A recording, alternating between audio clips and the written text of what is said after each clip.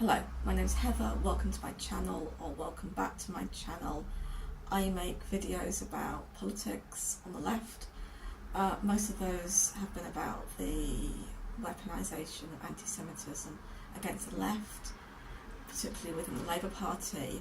I want to kind of say that that's been broadening out now, way beyond the Labour Party, and in this video I want to talk about a new McCarthyism in the UK, and I want to do it in the context of what's happening in Israel, Palestine, and I'm going to start with that. I'm not an expert on those events, and I will put some links to things which I think are really useful for understanding the current situation in the description below this video.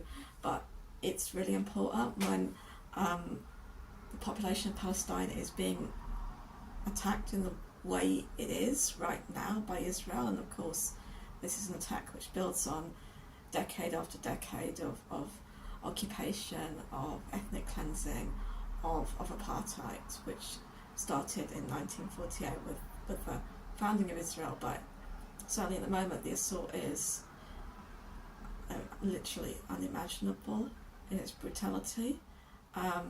It's accompanied by the use of the language of genocide, dehumanising people, calling them animals. Israel has also cut off food, water and power to the Gaza Strip, where 2 million people live. Huge number of them, about half of them, are children and young people. These have always been restricted in the sense that, most of 97% of Gaza's water supply is contaminated, that Israel restricts what goes in there, including food, and did calculations of what the calories are that are needed to keep 2 million people just above, at survival levels, but nothing more. But to cut those off is something different. 1,354 people have been killed by the Israeli attack on Gaza at the last count, with about 6,000 more having been injured. To quote an article in 972 magazine today, Euromed Human Rights Monitor, a Geneva-based non-profit, documented Israel's use of white phosphorus munitions to bomb civilians in some neighbourhoods in northern Gaza, destroying large parts of the area and killing over 30 people. Indeed, Israel's assault on the besieged Gaza Strip, is so severe that it's wiped out entire families, erasing any trace of their existence from the Palestinian civil registry. This is represented by our politicians, by many other people, as Israel's right to defend itself correctly. It would, even if you're working within the framework of international law, which is a really problematic framework in dealing with a situation of colonialism, as we have in Israel, Palestine, of Israel's colonial rule over the Palestinian people. International law is not really adequate to deal with that, but even in the weak terms of international law, this is a war crime to collectively punish 2 million people for something.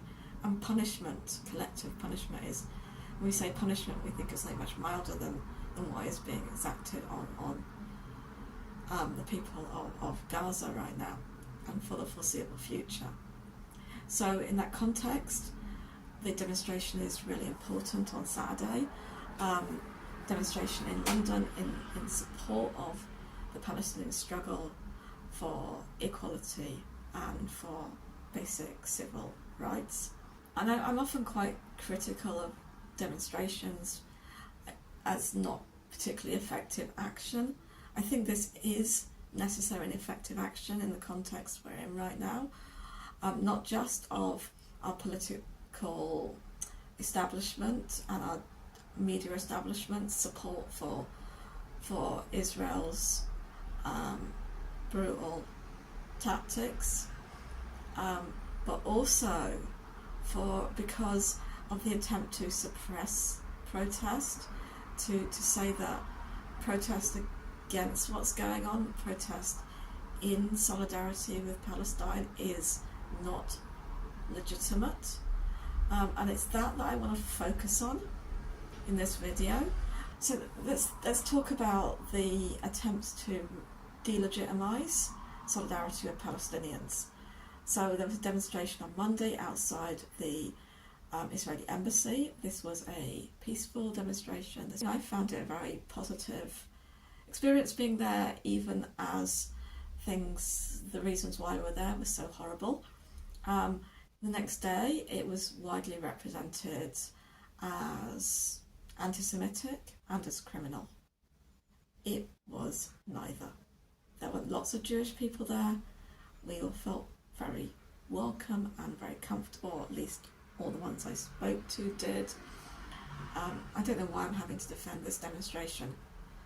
It's a horrible thing that these attacks put you on the defensive, so I'm going to stop doing that right now. I'm just going to go on with other examples of this assault on solidarity.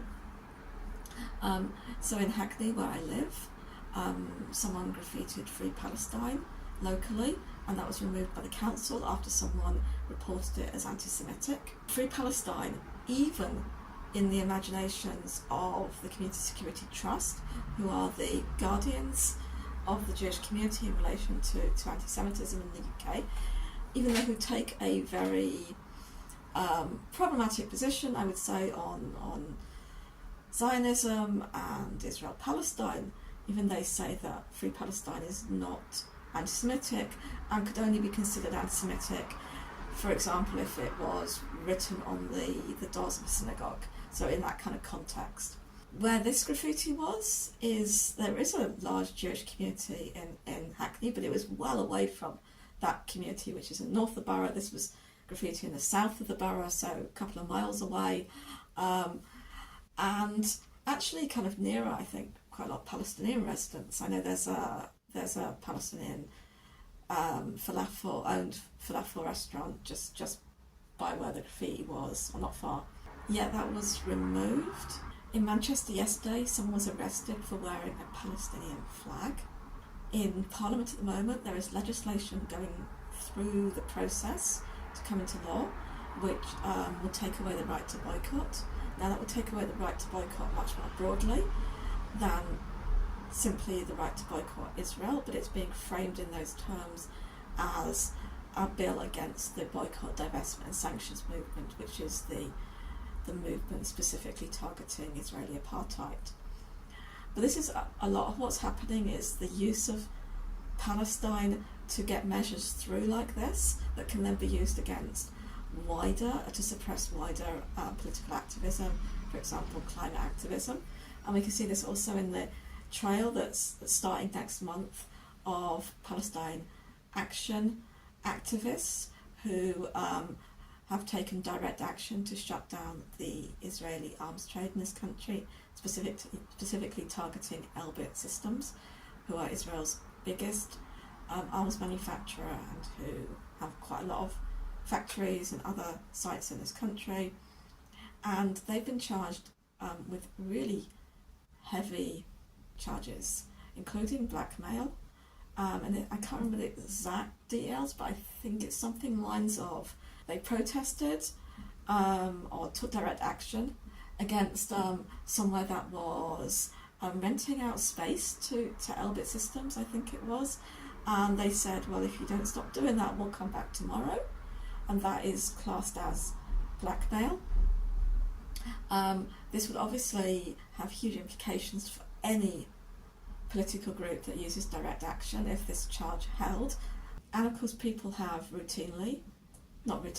people have on several occasions lost jobs and reputations for their support for Palestine, and it's likely that the numbers who face that kind of sanction are going to grow rapidly in the coming months and perhaps years, and that those penalties, like I say, with the shift to calling this criminal activity, will get greater. This is happening in a context of the way in which ideas about anti-Semitism are being manipulated. So we've had a lot of talk about the IHRA definition, which is a definition which deliberately attempts to conflate anti-Semitism with opposition to Israel and to criticism of Israel as a state.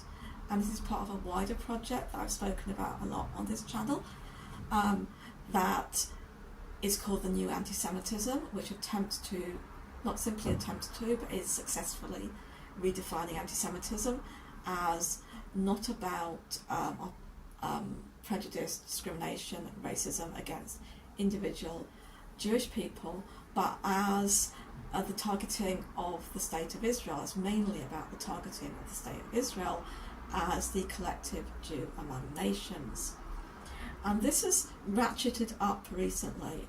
So, for example, the Jewish labour movement, who are a socialist society, they're not socialist, but they're a socialist society in inverted commas that operates inside the Labour Party, along with many other, again, so-called socialist societies, and are explicitly Zionist.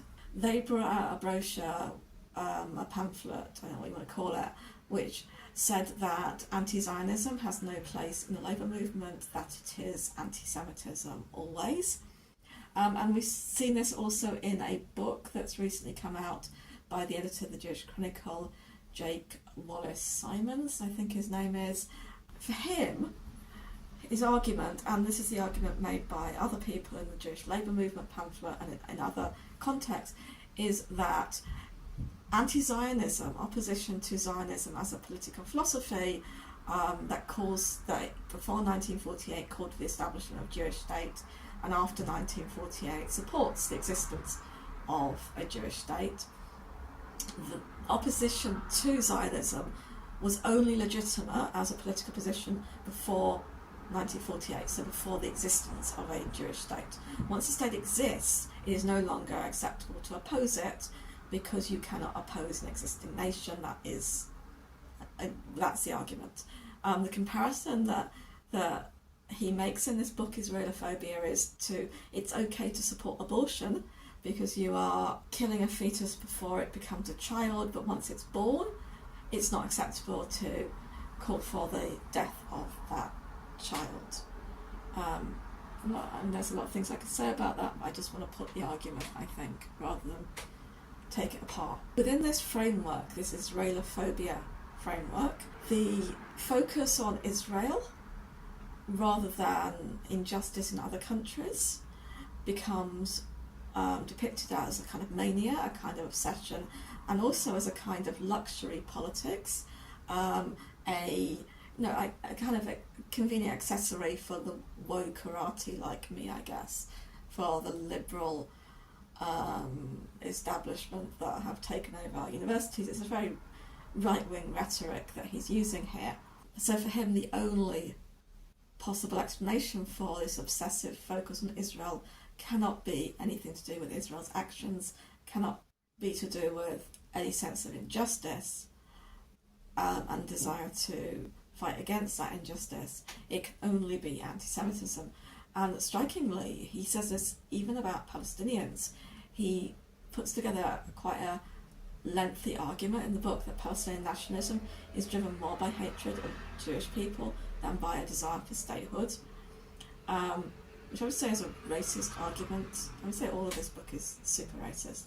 Interestingly, a lot of what the argument has been so far has been that it's necessary to distinguish between Jews and Israel, and between Jewishness and Zionism. And the argument now is, from this Israelophobia book, is that no, that's not an acceptable thing to do. That anyone who makes those distinctions is equally culpable as someone who doesn't make them, and perhaps is more so. And the way this argument runs is, if you say, I'm distinguishing between Jews and Zionists, you're ignoring the fact that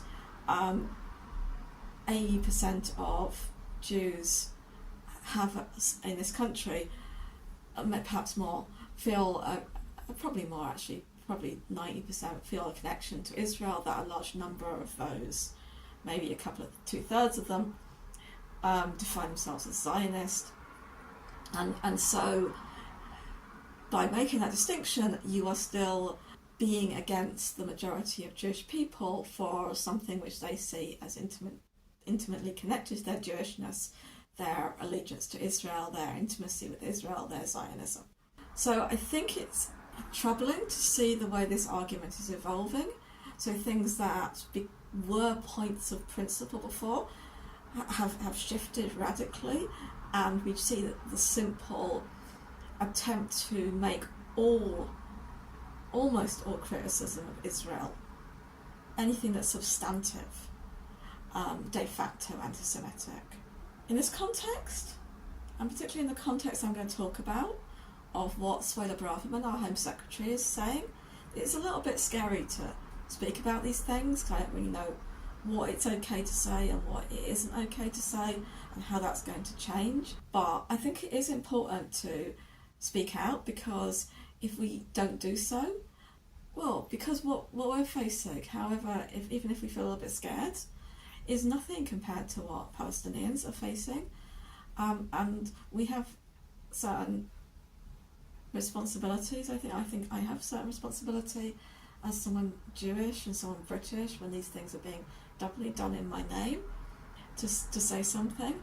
I think it's important to see the silencing and the smears that are happening as part of epistemic violence. So we can see this in Palestine. Palestinians have spoken about this for a long time. Edward Said, the Palestinian thinker and activist, spoke about this. And it means that you are taking away from people the right to make knowledge about their own existence, to understand their existence in their own ways, to name their own oppression, and particularly I'm going to link to a really important report by the Institute of Palestine Studies, who talks about that in relation to the labelling of quite a lot of groups in Palestine, quite a lot of organisations, including human rights organisations, as terrorist. And the only reason we have organisations like Amnesty International labelling what's happening in Israel-Palestine as apartheid now is because that knowledge and understanding of it as apartheid was developed through Palestinian people, through their making sense of their experience, through their organisations, to structure that and to feed those ideas into the world. So I want to read to you from a report done by the Institute of Palestine Studies, who say that through the weaponisation of terrorism smears, so labelling of these groups as terrorist, the Israeli regime seeks to consolidate its physical, structural and epistemic elimination of the Palestinian people, to discredit decades of Palestinian anti-apartheid knowledge production, mobilisation, activism and advocacy for Palestinian liberation, and to justify the very oppression Palestinian civil society is challenging. And it's really important in that context to elevate the experiences and knowledge production by Palestinians. And we can see that in this country, though, that kind of epistemic violence. Do you not feel it? I mean, not in such a severe way, obviously, but do you not feel it every time you turn on the mainstream media and see the way that this is reported, and feel that kind of, this is not true, this is going against what I know? And it's like, gaslighting isn't enough of a strong enough term for that. I've had lots of people say to me that they feel like their own understandings of the world are kind of shaken by, that kind of gap between what they feel, what we feel we know to be true, and what we see pushed back at us. And it's really hard to hold on to that knowledge that we have. And I think it's going to become much more difficult in a context of that's increasingly McCarthyite, that's increasingly a witch hunt against people who are seen as disloyal to the British government positions on things. And I'm calling it McCarthyism now because I called it that before, but I feel much more kind of secure in that understanding now, because I've been reading this really interesting book, McCarthyism, The Great American Red Scare.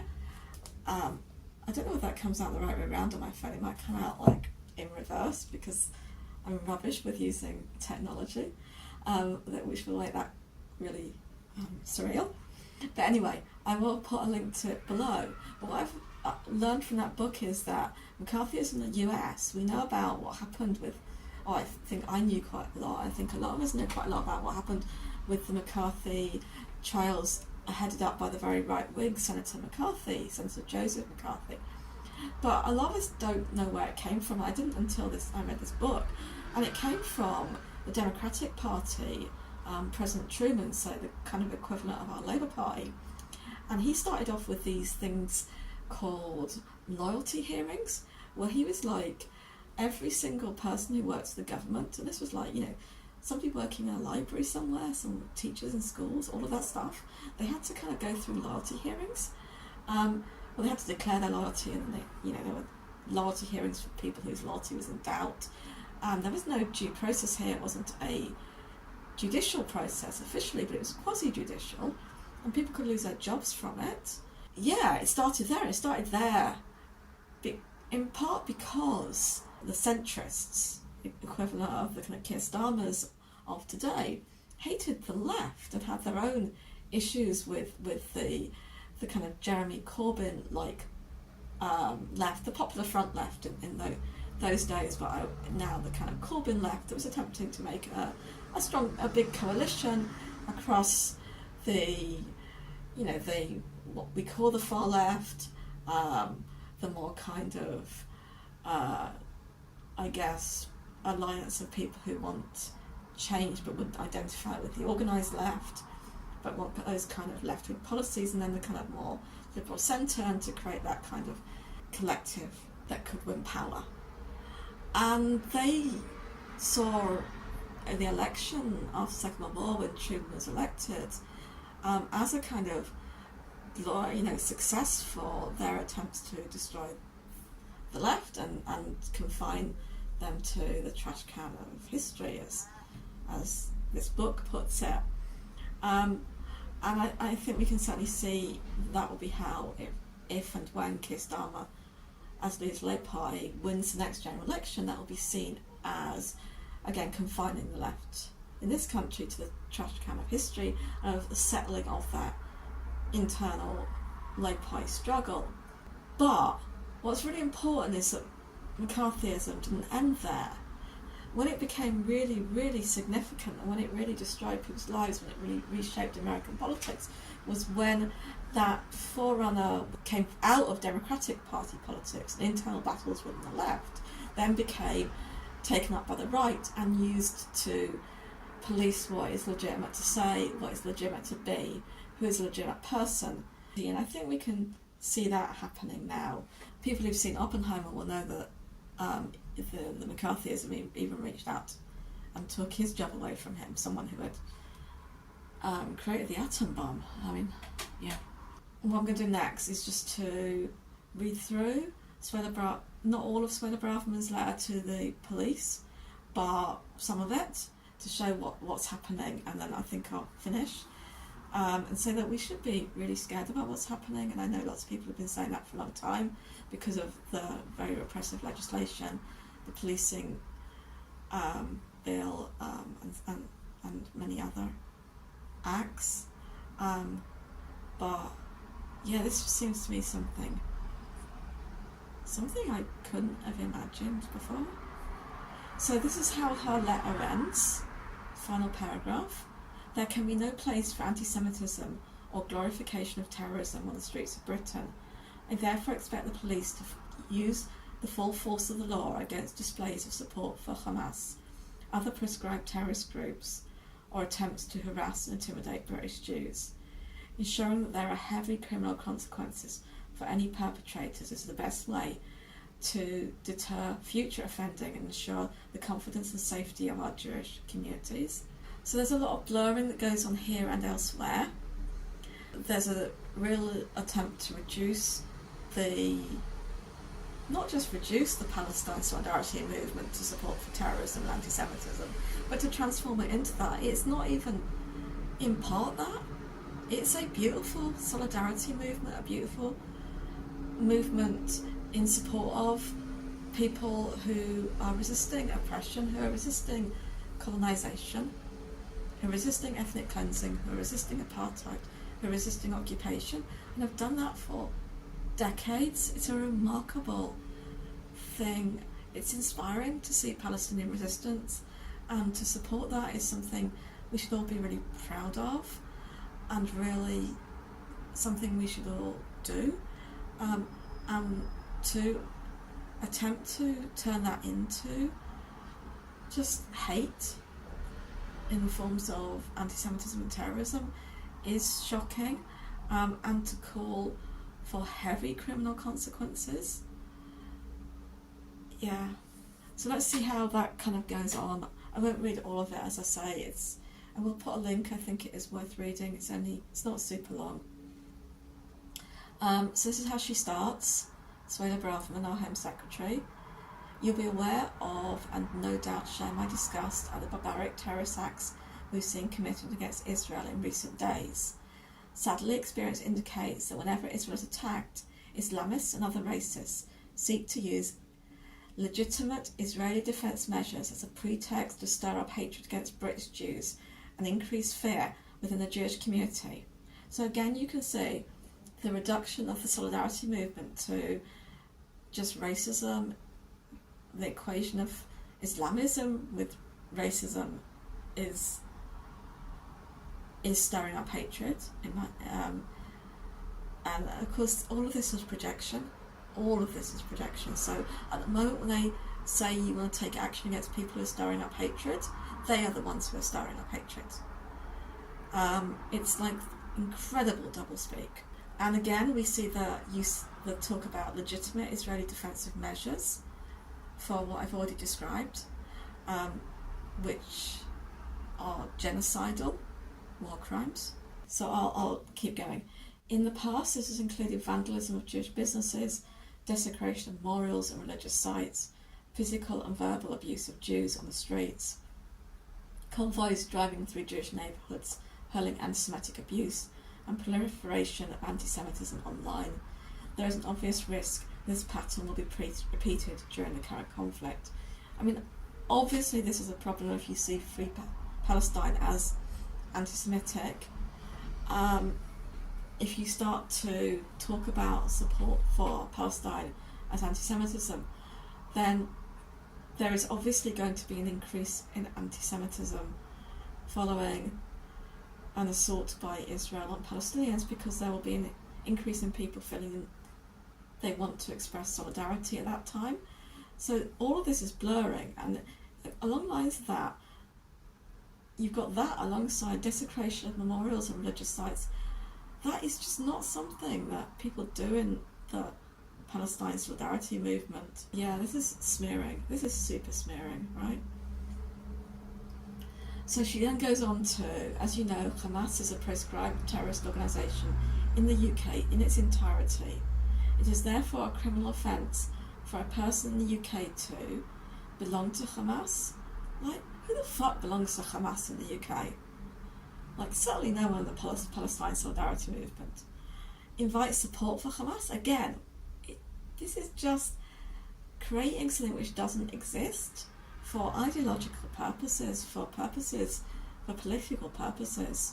So it's also criminal offences for a person in the UK to express support for Hamas while being reckless as to whether the expression will encourage support of it, arrange a meeting in support of Hamas, wear clothing or carry articles in public which arouse reasonable suspicion that an individual is a member or supporter of Hamas. Well, if you change what reasonable suspicion is, if you make it a reasonable suspicion that me having a boycott Israel sticker which has the Palestine flag on it is making it likely that I'm perhaps, or reasonable to suspect that I'm a member of Hamas, then everything changes meaning. Also, criminal offence to publish an image or an article such as a flag or logo in the same circumstances.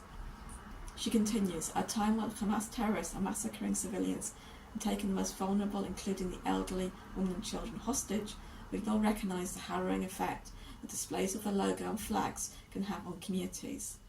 I therefore ask that your police forces are alert and ready to respond to any potential offences. What does she imagine is the effect of seeing the Israeli flag flown from state buildings, projected onto state buildings, on Palestinians in the UK who are seeing their relatives slaughtered, who are seeing administrative detention used to, is a taking hostage. Administrative detention, in the way Israel uses it. Administrative detention is used to target the most vulnerable. Children are subjected to horrific interrogations by the Israeli military. They're living in the West Bank under military rule. When she carries on, she wants to kind of expand this outwards. She says, of course, nothing of this is of course. All of her even saying of course is making it seem like everything should be obvious. This is far from obvious. This is like a transformation of how we understand language and action. Of course, it is not just explicit pro-Hamas symbols and chants that are cause for concern. I would encourage police to consider whether chants such as "From the river to the sea, Palestine will be free" should be understood as an expression of a violent desire to see Israel erased from the world, and whether it is used in certain contexts may amount to a racially aggravated Section 5 public order offence. "From the river to the sea, Palestine will be free" is used on every single Palestine demonstration that I've ever been on. It's a very common phrase for activists to use. It's a really important phrase because what Israel is always trying to do is to say, well, what we've got is inside Israel you've got a democracy, and outside Israel in the West Bank you've got an occupation, and Gaza, well, that's a completely independent thing, we don't have any role there. It's interesting that they can cut off food, water and power to something they have no control over, right? But what Israel's trying to do is to divide up Palestinians among themselves, and of course what's really important for understanding what's happening in Israel-Palestine is to understand how a single system of apartheid, with different iterations, with different modifications, but a single system, a single regime, exists from the Jordan River to the Mediterranean Sea, across all of Israel-Palestine, all of those areas controlled by Israel in different ways, but all controlled by Israel, all subject to apartheid. And so it's a really important thing to be able to say, "From the river to the sea, Palestine will be free." Okay, so I've edited out the section where I was attempting to defend against Sueda Braverman's accusation that "from the river to the sea, Palestine will be free" can be understood, or should be understood, in her words, as an expression of a violent desire to see Israel erased from the world.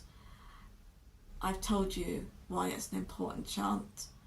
I don't need to defend it against that accusation. Beyond that, she also says, "I would encourage police to give similar consideration to the presence of symbols such as swastikas at anti-Israel demonstrations."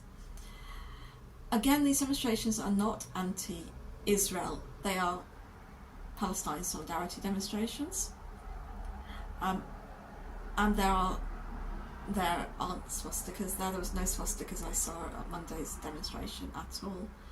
Again, yeah, but she's going to do some horrible blurring here. She's going to say context is crucial, behaviours that are in context is crucial. For fuck's sake, the context is apartheid, ethnic cleansing and occupation, but that context isn't crucial to her, is it?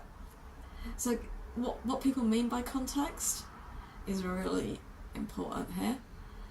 Behaviours that are legitimate, this is quoting her again, behaviours that are legitimate in some circumstances, for example, waving a Palestinian flag. She's talking about waving a Palestinian flag just like words away from mentioning swastikas, right? Like, it's on the next line in my text from mentioning swastikas, like these flags. You know, it's not a very subtle way of doing that kind of blurring, which a lot of people like in Israelophobia do, when they say this is kind of like what the Nazis did. This thing that the Palestinians are doing is kind of like what Nazis did. It's not I'm saying that they're Nazis, but you know. And she says, for example, the waving of a Palestinian flag may not be legitimate, such as when intended to glorify acts of terrorism. Again, trying to change the meaning of the Palestinian flag to conflate it with terrorism. So she does admit that decisions on arrests are rightly an operational matter for the police.